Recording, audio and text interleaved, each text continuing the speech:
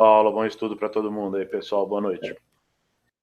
Quem quiser perguntar, aciona o botãozinho do microfone e aí pode interromper ou fazer alguma sugestão ou alguma colaboração no meio da apresentação, não tem problema, a ideia é essa. E o importante também é deixar o microfone desligado para não ficar reverberando, tá bom? Nós estamos no capítulo 11, né, da Lei de Justiça, de Amor e Caridade. Esse livro é o livro terceiro dentro do Livro dos Espíritos. Né? Dentro do próprio Livro dos Espíritos, ele é dividido em 4 livros, e nós estamos aí no final do livro terceiro, capítulo 11, que vai abordar, no primeiro item, justiça e direitos naturais. O segundo item, direito de propriedade, roubo. No terceiro, caridade e amor do próximo. E o quarto, amor maternal e amor filial.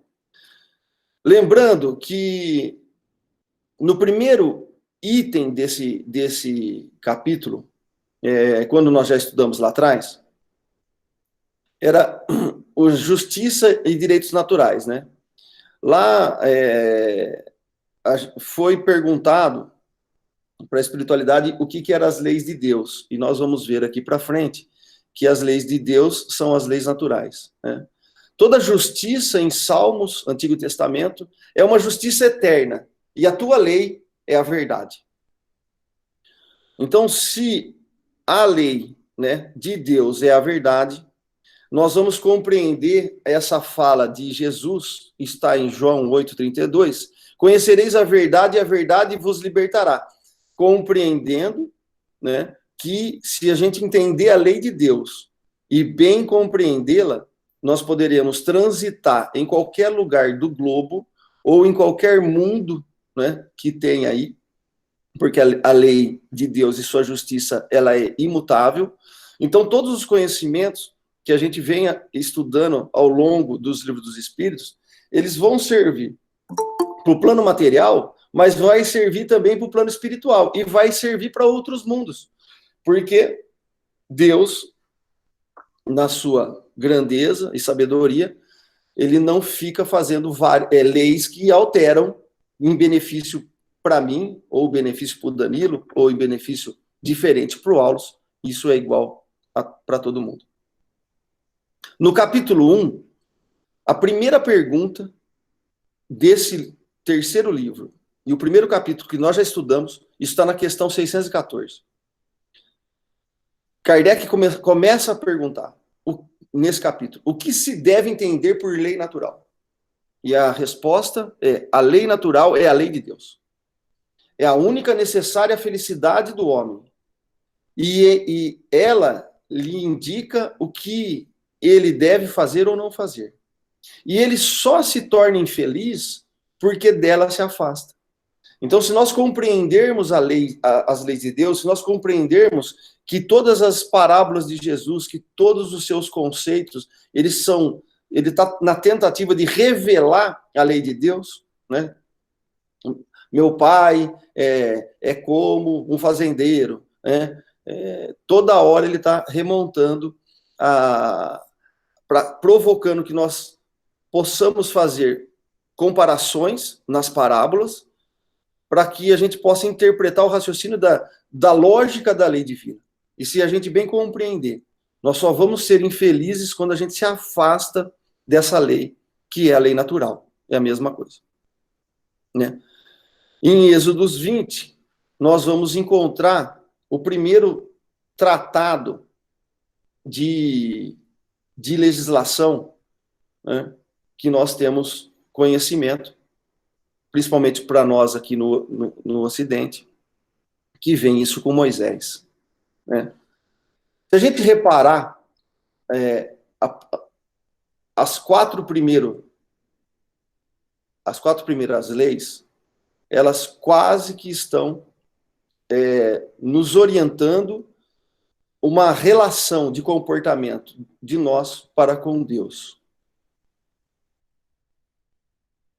E a segunda parte, não matarás, não cometer adultério, não roubar, não prestar falso testemunho. Aqui está bem abreviado, na Bíblia não é assim, só peguei uma imagem, ela é mais extensa, as leis, elas vão relacionar as relações com os seres encarnados de nós para conosco mesmo. Basicamente, daria para a gente fazer essa estruturação, né? Não é o objetivo dessa aula, mas a gente pode até voltar nesse tema para desmembrar uma por uma, tá? Nós vamos ter a relação para com o mundo espiritual e nós vamos ter, do outro lado, a relação para com o mundo material. Os deveres para com Deus e os deveres para com o próximo. Jesus vai traçar um norte para que a gente possa realmente buscar essa felicidade, né? Buscar primeiro o reino de Deus e a sua justiça. E as demais coisas serão acrescentadas. Quer dizer, se nós buscarmos o reino de Deus, a lei natural e a sua justiça, todo o resto ela vai automaticamente ser implantadas, né? E é nessa busca que nós estamos estudando para bem compreender e tentar aplicar na nossa vida. Nós estamos na questão 873 do Livro dos Espíritos, e Kardec pergunta: o sentimento da justiça é natural ou resulta de ideias adquiridas? Não é? Como é que funciona isso?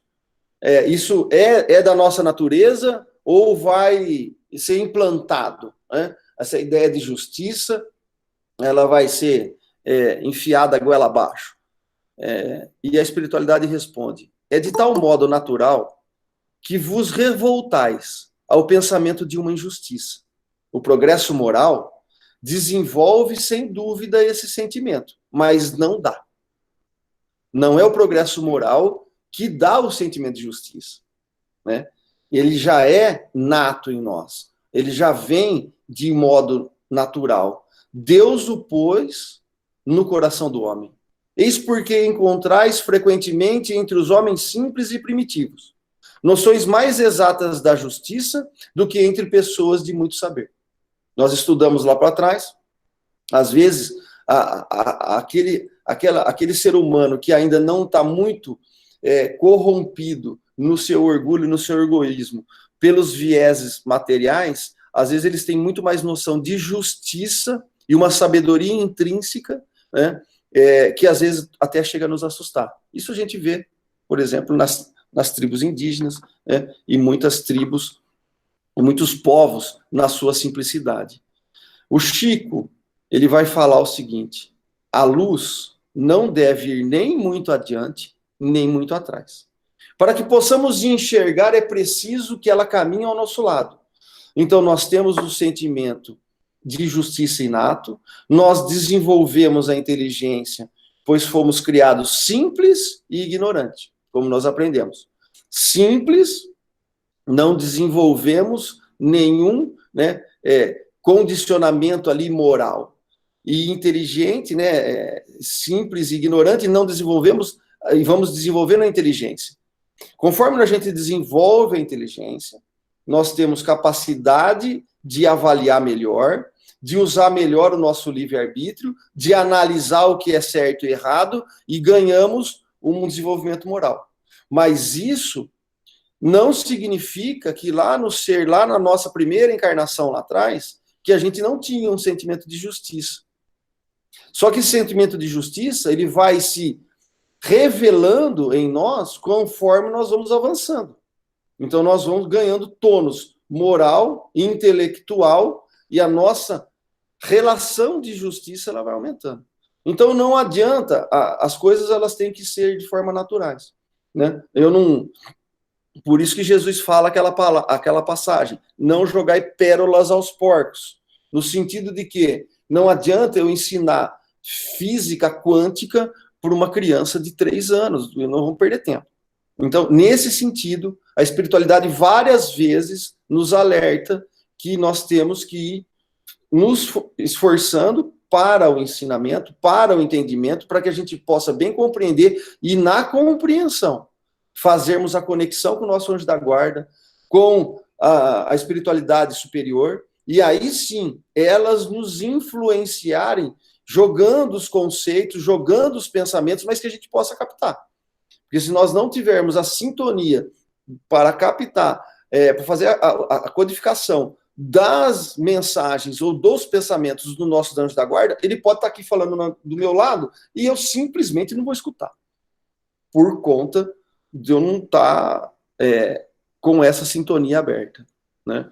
O sentimento de justiça, se a gente for pegar Immanuel Kant, e aí nós estamos, ele faleceu em 1804, praticamente aí no ano que Kardec vem a nascer, então nós estamos, tem aí 70, 80 anos aí de diferença antes de Kardec.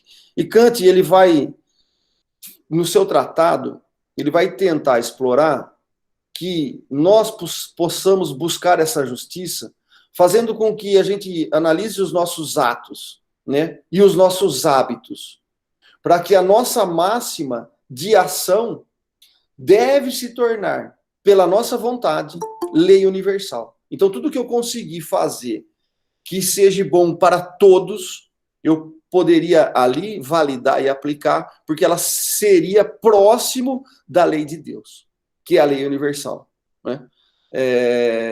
Kant foi muito criticado, até pela Igreja Católica, que negava a Deus, mas se você começar a ler alguma coisa dele, nós vamos percebendo que a intenção dele era desconstruir os dogmas, mas construir uma aproximação com esse Deus nas leis da natureza, né? E isso daria uma condição de autonomia, onde a minha vontade, mandando nas minhas paixões, nos meus hábitos e nos atos, eu pudesse autodominar, nivelando a minha vontade com as leis da natureza. O Chico, ele vai falar um pouco disso, que eu não perco o sentimento de justiça, mesmo sabendo que o prejudicado possa ser eu. Isso é muito profundo. Porque nós, às vezes, né, temos uma máxima que fora da caridade não há salvação, mas essa máxima, ela foi meio que amputada.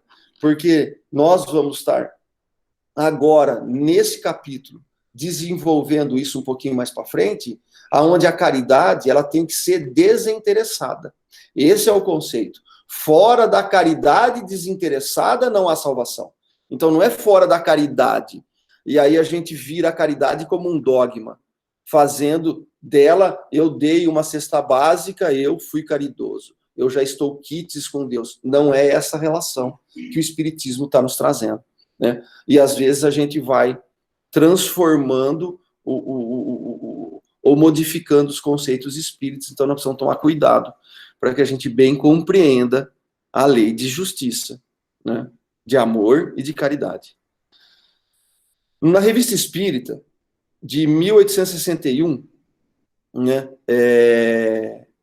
porque o Espiritismo, Kardec vai conceituando, restitui ao espírito seu verdadeiro papel na criação, constatando a superioridade da inteligência sobre a matéria, apaga, naturalmente, todas as distinções estabelecidas entre os homens segundo as vantagens corpóreas e mundanas, sobre as quais o orgulho fundou castas e o estúpido preconceito de cor. Muitas vezes eu já vi na internet ou algum comentário de espíritas falando que o espiritismo é racista, o espiritismo separa castas, né? Então aqui fica essa busca aí de pegar na Revista Espírita de 1861, depois eu vou pegar certinho, eu vou jogar no grupo, aonde está isso. Quem quiser também essa transparência, a gente pode salvar em PDF e colocar aí para todos. O Chico vai falar assim: toda vez que a justiça divina nos procura para acerto de contas, se nos encontra trabalhando em benefício dos outros, manda a misericórdia divina, que a cobrança seja suspensa por tempo indeterminado. Então o Chico vem com toda aquela sabedoria dele, orientado pela espiritualidade, trazer um simbolismo de que se nós estivermos trabalhando no bem, né? Não tem por que ter punição divina. Não existe isso dentro do Espiritismo. Nós não temos um Deus vingativo, um Deus que pune, um Deus que está nos vigiando 24 horas. Não é? Jesus fala disso também, um gesto de amor, um gesto, um ato de amor. Cobre multidões, né, de pecados, multidões de erros, de desvios. Então, é o caminho da felicidade, é acertar a veia das leis naturais, da lei divina. E aí, a hora que a gente está dentro da lei divina, nós já estamos participando de todo esse conceito. Né? Na parábola do filho pródigo, Jesus vai dar esse exemplo. Né? Porque o filho mais velho, né? Às vezes o filho egoísta ali na parábola, ele vai tentar conversar. O pai vai conversar com o filho mais velho. Fala assim, mas por que você está bravo com o filho mais novo, que eu estou fazendo uma confraternização para bem recebê-lo, porque ele estava morto, mas agora ele vive, né? E o filho questiona e o pai fala, mas você já participa de tudo, tudo é teu, né? Mas às vezes a gente não enxerga que tudo é nosso, que nós estamos no manancial de Deus, mas às vezes a gente não enxerga, porque a nossa luz ou ela está muito lá na frente, ou ela está muito ou está muito para trás. E nós não temos a condição de calibrar ela para iluminar os nossos passos. Então há que se fazer que essa luz brilhe de nós para conosco mesmo, com a ajuda dos nossos anjos da guarda, com a ajuda da espiritualidade amiga, mas que ela seja calibrada para a nossa condição. Porque senão eu vou querer ficar mirando em Jesus, que está numa estatura e envergadura moral muito maior, e eu não vou conseguir dar conta. Então eu caio de novo. Então eu tenho que vencer a mim mesmo. Não é? E esse é um conceito que nós precisamos analisar e levar. Vou deixar uma sugestão de leitura, Justiça Divina, né, pelo Espírito Emmanuel, capítulo 48, A Doença da Alma. Fica a dica aí, para poder ler amanhã, hoje à noite, ou durante a semana. Na questão 874, se a justiça é uma lei da natureza, como se explica que os homens a entendam de maneira tão diferente? Que um considere justo o que o outro parece injusto? Então, o Kardec fica olhando o planeta, né, e as relações humanas, e se a espiritualidade está falando que essa lei, ela já é inata, né, nós temos a noção de justiça, o que é que acontece? Como que a gente vai explicar que os homens a entendam de maneira tão diferente? Que um considera justo, mas o outro considera injusto.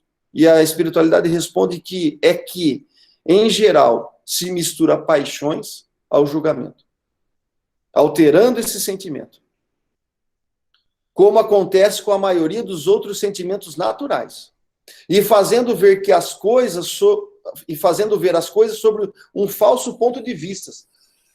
Se nós analisarmos bem essa resposta, nós vamos ver que as paixões que nós vamos criando, nós vamos dilatando elas vão misturando ao julgamento e altera o sentimento inato. Como acontece com a maioria de outros sentimentos naturais, e fazendo ver as coisas sobre um falso ponto de vista. Voltaire vai falar, as paixões são como ventanias, que sopram as velas dos navios, fazendo-as navegar. Outras vezes, podem fazê-los naufragar. Mas se não fosse elas, não haveria viagem, nem aventura, nem novas descobertas. Então, o alerta aqui é, as paixões não são todas más, mas todas as paixões desregradas, virando em hábitos indevidos, alteram os nossos sentimentos inatos de justiça, nos levando a um falso ponto de vista. Então eu distorço a verdade e eu não me liberto, eu me aprisiono. E é dentro disso que a filosofia espírita vem tentando um esforço gigantesco para que a gente possa entender esses conceitos. No livro dos Espíritos, um pouquinho mais para frente, né, só estou dando uma olhada lá, as paixões são como um corcel, que só tem utilidade quando governado e que se torna perigoso desde que passa a governar. Então, esse é um alerta. Então, não é um impeditivo a paixão, mas nós temos que o espírito é que comanda o corpo e não é o corpo que manda no espírito, né? Marcos Túlio Cícero, estamos ali 106 anos antes de Cristo. Paixões são como fogo, útil de inúmeras maneiras e perigoso de uma só forma, o excesso. Então, são conhecimentos que não são novos, mas às vezes a gente se perde nele. O espiritualismo racional, que Kardec fala, que o espiritismo é o desenvolvimento, né, do espiritualismo racional, ele começa em 1804 com Manin de Biren, um filósofo que respondeu uma pergunta num concurso de ideólogos na Universidade de Sorbonne. A pergunta era: qual a influência do hábito sobre a faculdade de pensar? A resposta que ele deu, o tratado que ele fez, né, vai apresentar um profundo estudo que vai distinguir no homem passividade e atividade, fundando-se no fenômeno do hábito. Quando Kardec falou que o espiritualismo racional era o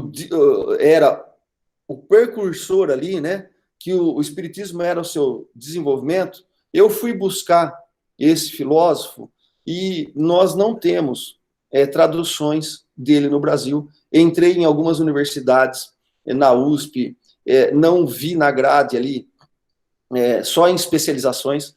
Então, eu peguei alguns tratados para poder inteirar um pouco do que ele estava falando, né?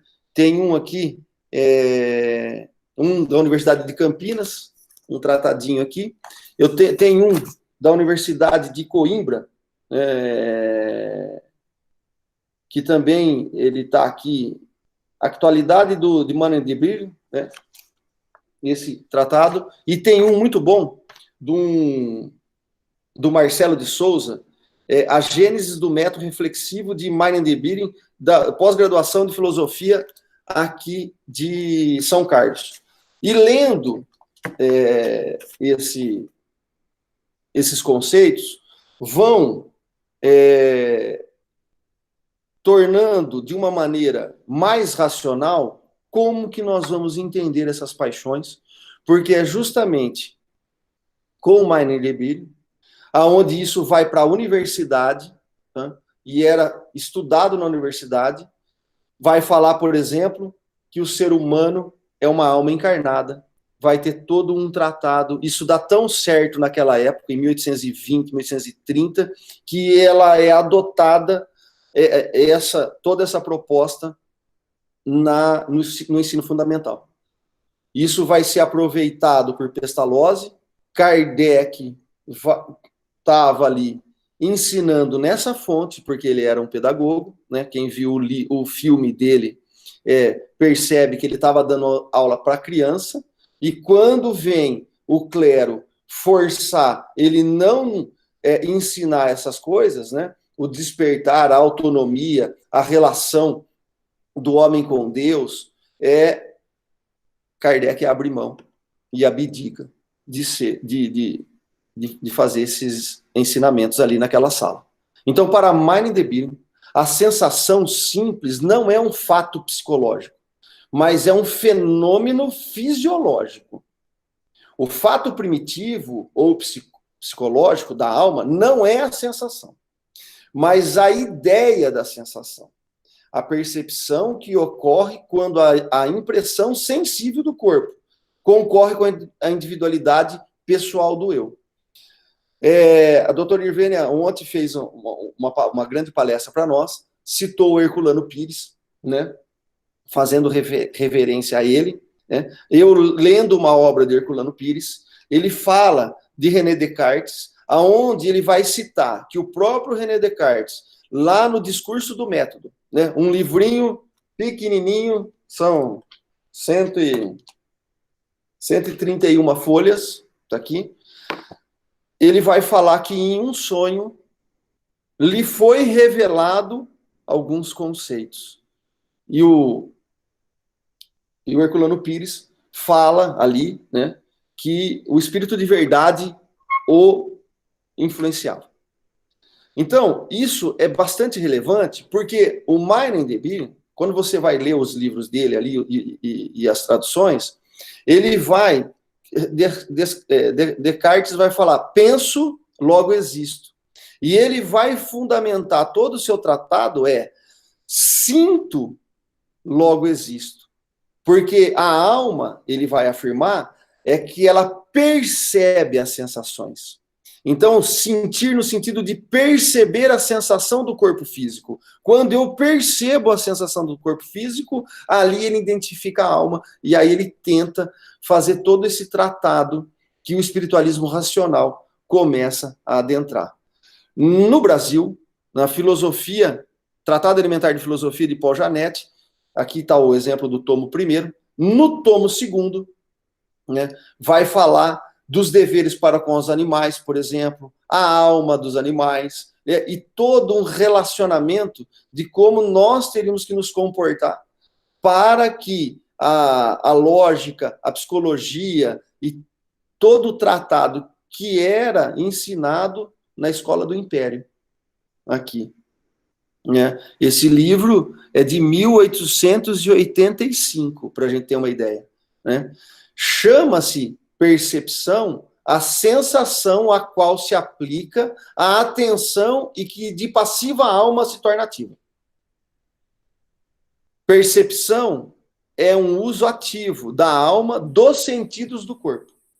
E aí eles vão começar a separar o que é fisiologia e o que tem na psique, na percepção da alma. Portanto, o ser humano vive a vida animal, afirma Paul Janet, pelas sensações e instintos.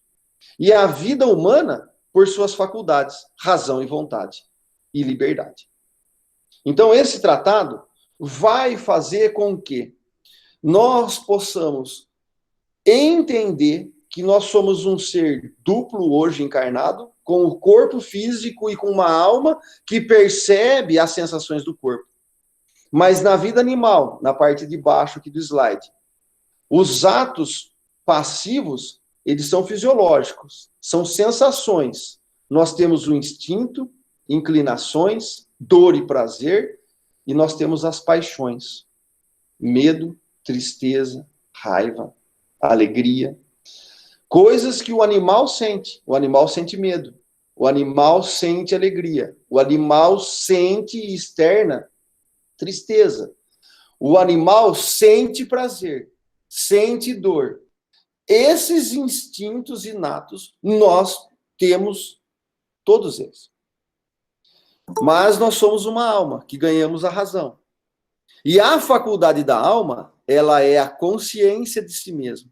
Nessa percepção, a vontade do nosso espírito sobre o corpo, utilizando o entendimento, a lógica e o pensamento. E aí nós vamos ter a sensibilidade de nos conectarmos com os nossos próximos. E isso é importante nós entendermos essa diferença, porque todas essas relações mal compreendidas, se eu acho que a alma queima, e eu canalizo e condiciono isso durante a minha vida física inteira, eu vou chegar no plano espiritual achando que a alma queima. E aí, a minha projeção consciente, a minha vontade ali, vai fazer com que eu sinta aquilo, mesmo isso não sendo real.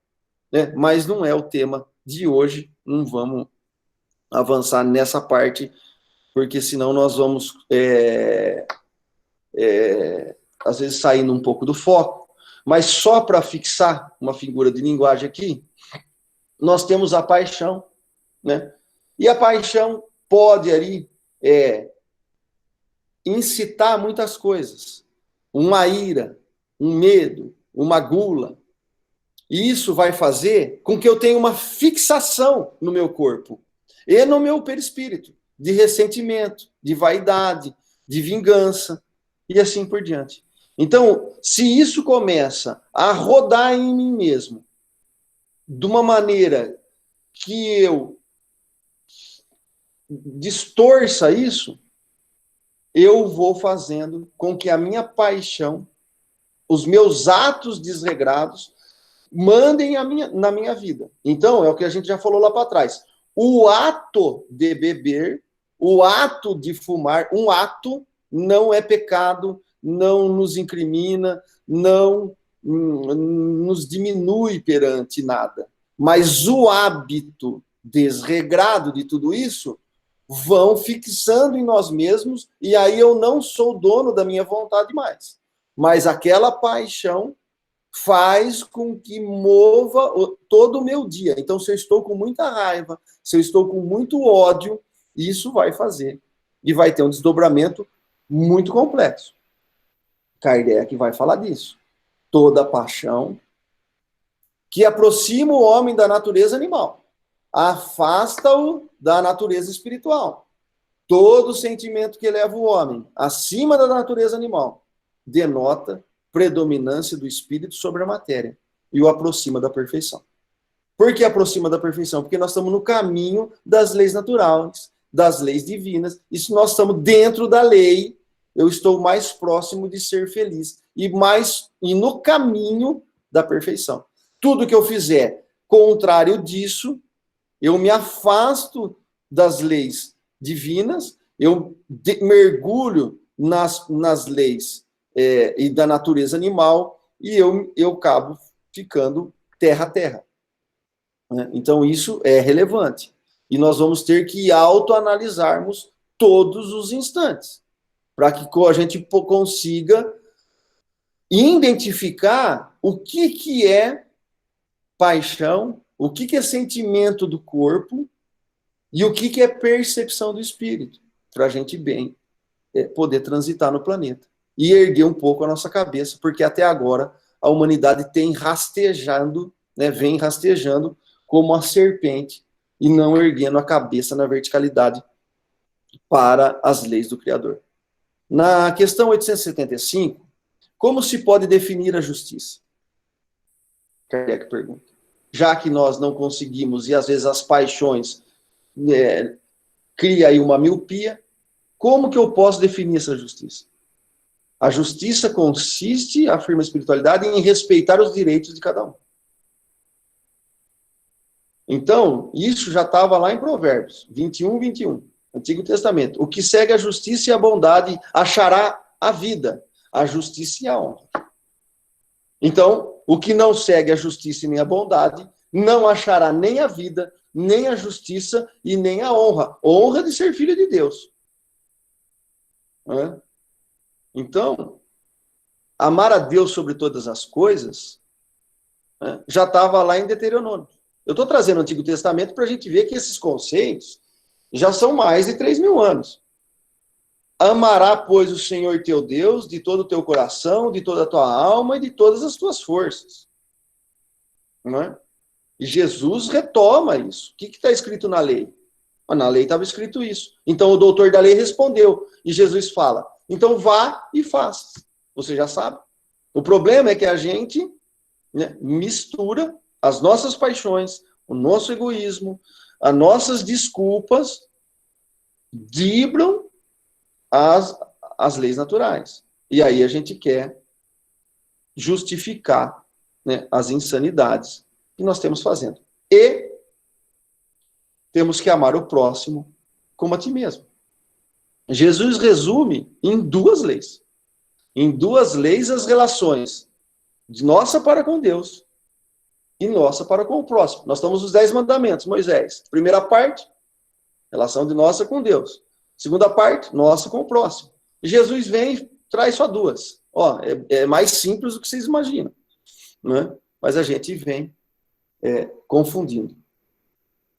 E Kardec pergunta assim, tá bom, a relação disso, como eu já sei definir essa justiça agora, o que é que determina esses direitos? Quais direitos são esses? Aonde vai? E vamos analisar a resposta por etapa. Eles vão falar assim na primeira parte. O que determina os direitos? São determinados por duas coisas. A lei humana e a lei natural. Ó, os 10 mandamentos, a relação de Deus para conosco. Né? As leis divinas. E a lei natural. A lei natural, desculpa, a lei divina, e a lei humana é a lei de relação com os próximos. Jesus vem amar a Deus sobre todas as coisas e amar ao próximo como a ti mesmo. Então nós temos que fazer as leis humanas na relação com o próximo e ter as leis divinas, as leis naturais. Todos os homens feitos leis apropriadas aos seus costumes e ao seu caráter. Essas leis estabeleceram direitos que podem variar com o progresso, né? Por isso que Jesus falou lá, dai a César o que é de César, e dai a Deus o que é de Deus. E a gente às vezes não entende o negócio. Ele está falando que momentos evolutivos fazem com que a nossa compreensão lá naquela época, nós tivéssemos uma legislação condizente com a nossa etapa evolutiva. E hoje nós temos a legislação condizente com a nossa etapa evolutiva. E nós temos que tentar calibrar esses direitos. Não é? Vede se vossas leis de hoje, nos afirmam, a espiritualidade pede para a gente analisar. Vede se vossas leis de hoje, sem serem perfeitas, consagram o mesmo direito que os da Idade Média. Esses direitos superados, que vos parecem monstruosos, pareciam justos e naturais naquela época. E isso vai acontecer daqui 50 anos, né, ou menos. Nós vamos olhar para trás e vai falar assim, nossa senhora, aquelas leis eram monstruosas, mas pareciam justas. Então, isso vai adaptando conforme a gente evolui em inteligência. Saímos da simplicidade e da ignorância para irmos para a inteligência e o desenvolvimento moral. Né? Então, só que nós vamos pegar aqui, pegar na internet, você vai pegar na Idade Média, Carlos Magno, ele vai ter várias regras de comportamento. Ou é isso, ou está deportado, queimado, sei lá, qualquer coisa faziam ali. Quem assistiu os Vikings, quem assistiu O Último Reinado aí no Netflix ou no YouTube, vai ter uma noção do que nós estamos falando. Né? Nós temos os códigos na Bíblia, os 10 mandamentos nós falamos. Mas nós temos na Bíblia 613 códigos de conduta. Código da aliança, código da santidade, código sacerdotal, código do Deuteronômio. Então, assim, nós vamos ter um monte de regras lá de como Moisés se utilizou de 613 artigos para legislar aquele povo no deserto.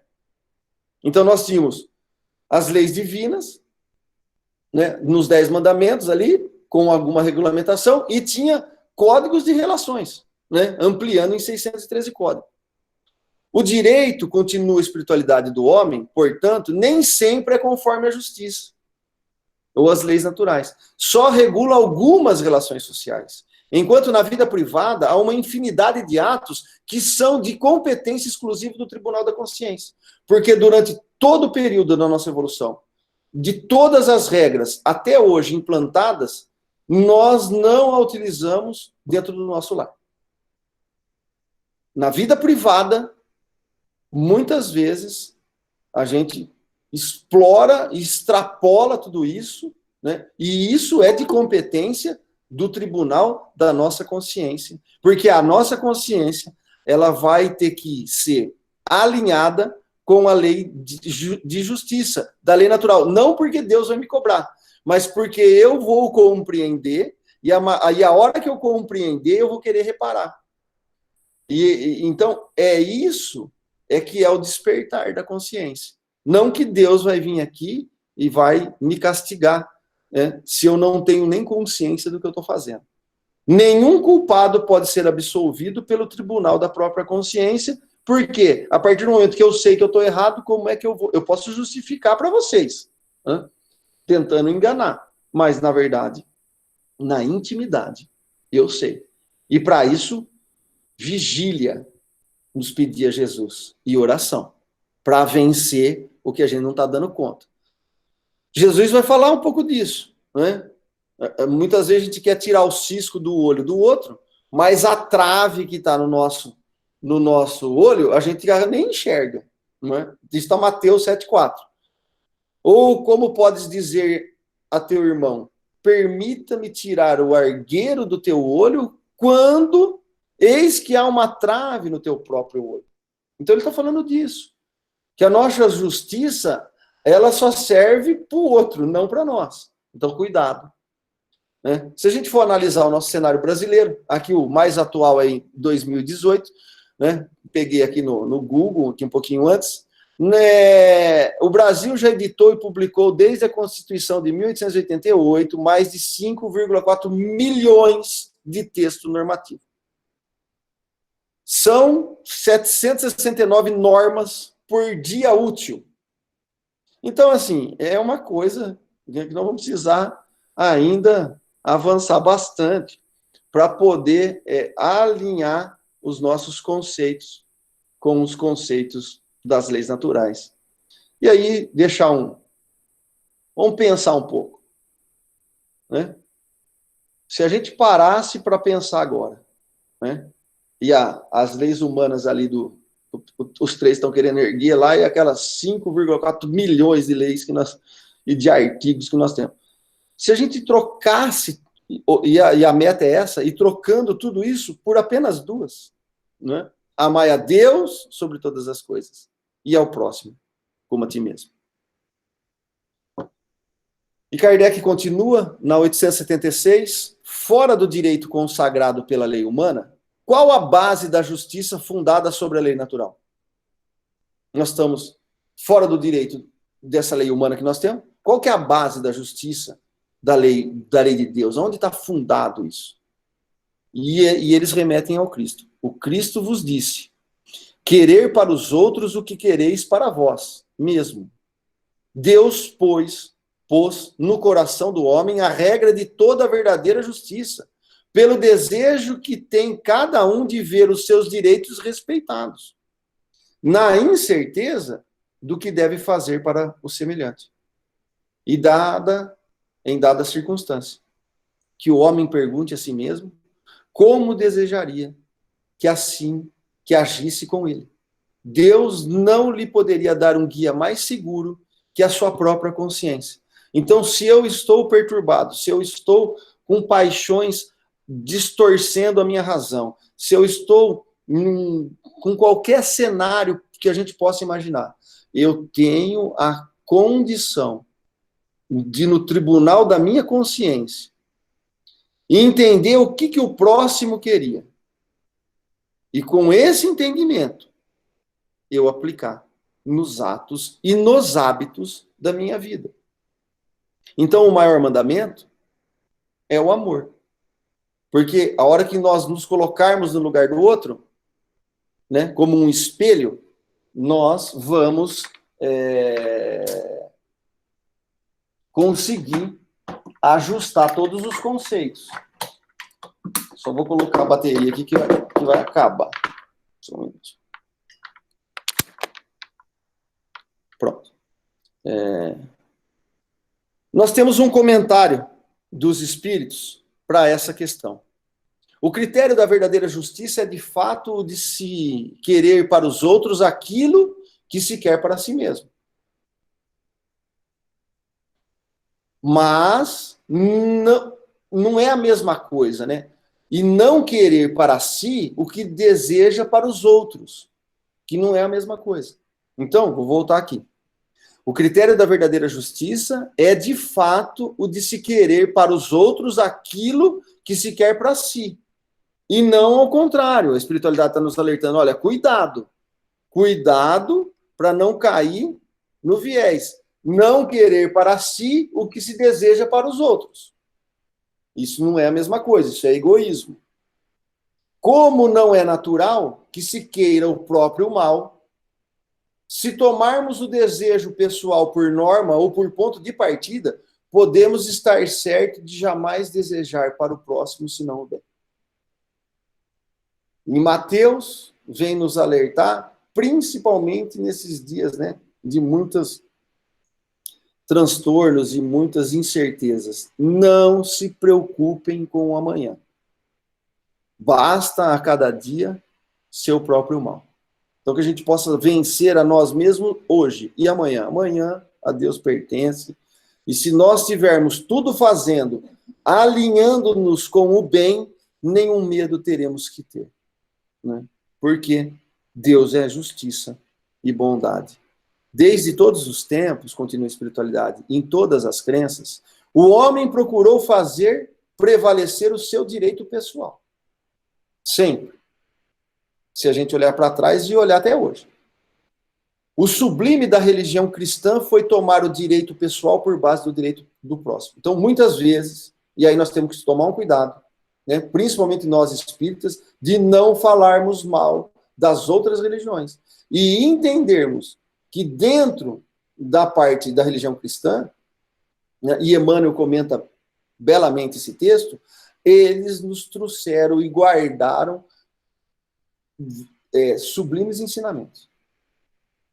E uma das suas bases é o que o direito pessoal por base do direito do próximo. Então, isso, a própria espiritualidade está falando, olha, vamos olhar o lado bom de tudo, porque senão a gente vai entrar no viés do julgamento. Né? Então, isso é muito importante para que a gente possa avançar com maturidade. As boas ações, afirma Kardec, são as melhores preces. Por isso, que os atos nossos do dia a dia valem mais que as palavras. Então, eu posso aqui ficar regozijando aqui, falando um monte de coisa, mas eu não ponho em prática nada do que eu estou falando, né? Não serviu para nada. Né? Às vezes serve para quem está escutando, se for bem aproveitado. Mas o que importa aqui é nós nos atentarmos nas nossas ações e nas nossas intenções das ações que estão por trás. Porque se for, a ação pode ser boa. Eu dei uma cesta básica, mas a intenção foi ruim. Aí é o que Kant analisa lá atrás. Eu posso fazer a coisa certa pelo motivo errado. Jesus vai falar que a mão direita não sabe o que a esquerda está fazendo. Porque se souber, você já obteve a glória do mundo, nada mais tem que receber por isso. Ele não invalida a ação, mas ela não é meritória no sentido maior da compreensão. Ela teve uma intenção. Então, fazer a caridade desinteressada, ela requer mais desenvolvimento para nós. Nós estamos agora faltando 6 minutos. Acho que dá fazer mais essa aqui e a gente para. 877. A necessidade de viver em sociedade acarreta para o homem obrigações particulares? É legal a gente parar nessa para que a gente reflita bem essa semana, para que a gente possa voltar ao tema domingo que vem. A necessidade de viver em sociedade, pergunta Kardec, acarreta para o homem obrigações particulares? A espiritualidade fala sim, e a primeira de todas é a de respeitar os direitos dos semelhantes. Aquele que respeitar esses direitos será sempre justo. No vosso mundo, onde tantos homens não praticam a lei de justiça, cada um usa de represália, e vem daí a perturbação, a confusão da vossa sociedade. A vida social dá direitos e impõe deveres recíprocos. Então, se nós formos analisar aqui, e aí fica para a gente poder fazer análise para a semana que vem, né? Nós vamos encontrar, e aí eu gostaria que vocês pegassem a Bíblia, realmente uma boa tradução, para ler os 10 mandamentos, lá em Êxodo 20, tá? Porque aqui é só um resuminho, mas nós vamos perceber que no item 5, ele vai falar de direito à vida. No item 6, não transgredir fidelidade conjugal. Jesus diz isso, diz ainda que se fizermos isso pelo pensamento, a gente infringe essa lei. Né? Não cometerás adultério. O direito à propriedade de não roubar. No item 7. E aí, a propriedade não é só de bens materiais. Porque no processo de encarnações, nós temos os sucessores e os antecessores que trabalharam e que conquistaram alguma coisa e que isso fica passando, às vezes, de geração. O bom uso ou o mau uso disso é uma outra coisa. Mas vamos atentar a essas relações. Porque às vezes roubamos ideias, às vezes roubamos a paz, às vezes roubamos a alegria, às vezes roubamos a esperança. Então, esse direito de propriedade, né, a pessoa conquistou, trabalhou, lutou, é um sublime pintor. Quem que agrega valor à propriedade dele de pintar, ao talento dele? Nós, os outros. Se nós nivelarmos tudo, né, aonde a minha pintura que eu possa fazer é igual à do Michelangelo, aí é qualquer coisa que é meio complicada. Não mentir, não caluniar, ser sempre fiel à verdade, mesmo que isso traga consequências, por exemplo, financeira, como diz o Chico lá atrás. No 9, não desejeis a mulher do próximo. Né? No 10º, não cobiceis a casa do vosso próximo, nem seu servo, nem sua serva, nem seu boi, nem seu asno, nem qualquer coisa das coisas que lhe pertencem. Além de reforçar o direito de propriedade, nesse capítulo, ainda solicita implantar a lei de liberdade, freando a ganância, freando os impulsos, né, de destruir o próximo em prol de eu ficar com as coisas dele. Quantos filhos matam o pai para ficar com a herança?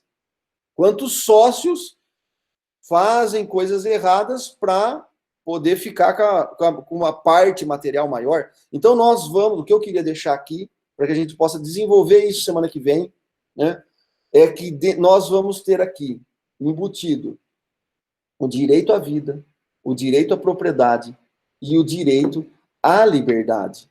Né? Então, nós podemos continuar semana que vem, só para que a gente... Oi? Se alguém... Eu vou parar aqui, se alguém quiser fazer algum comentário, né? Aí a gente pode continuar. Tá bom? Alguém quer falar? Eu acaso, viu, Arthur, que a aula é excelente, viu? Oi? Viu, Arthur? Só para dizer para você que a aula é excelente. É o acaso